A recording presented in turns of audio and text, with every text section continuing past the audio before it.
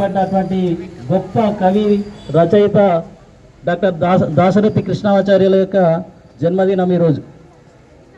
So వీరి గురించి గొప్ప తెలంగాణ ఏమన్నాడు ఆయన, తెలంగాణ గురించి నా తెలంగాణ కోటి రతనాల వీణ అన్నాడు.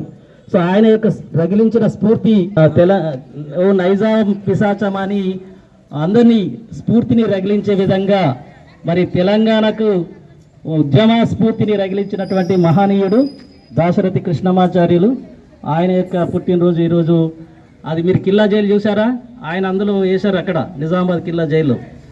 ఆయన మహబూబాబాద్ ఆ జిల్లాకు చెందిన వ్యక్తి, చాలా గొప్ప రచయిత. ఈ తెలంగాణ ఉద్యమంలో మరి అందరికి కూడా స్ఫూర్తిగా నిలిచాడు. ఒకసారి చెప్తారా మేడం ఎవరు? స్వరాజ్యాన్ని పోరాడి తెచ్చుకునే హక్కు అని చెప్పారు.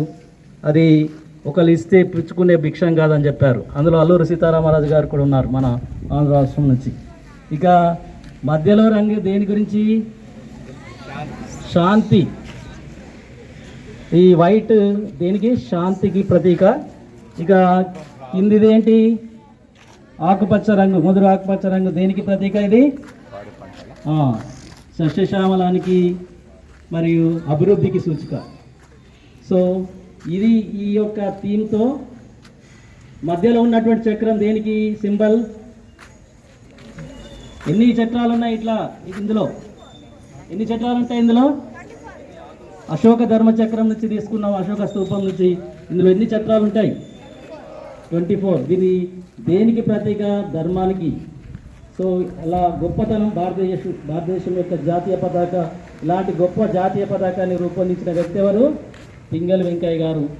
సో ఈరోజు దాన్ని ఆమోదించారు. కాబట్టి ప్రతి ఒక్కరూ ఈ యొక్క జాతీయ స్ఫూర్తిని మరి మీలో నింపుకొని భారతదేశం యొక్క కీర్తిని, ఇప్పుడు మొన్న అంతరిక్షంలోకి అది ఏది ప్రయోగించారు?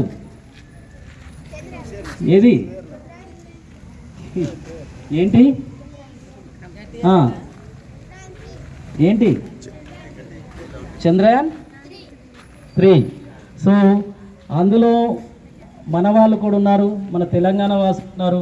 సో మీరు కూడా భారతదేశానికి కీర్తి ప్రఖ్యాతలు తెచ్చే పనులు. ఇప్పుడు మాలవత్ పూర్ణ ఉంది, భారతదేశానికి ఆ మౌంట్ ఎవరెస్ట్ ఎక్కిన అతి పిన్న వయసులో ఆమెకి రికార్డు సృష్టించారు. ఎండేల సౌందర్యం ఉంది, హాకీలో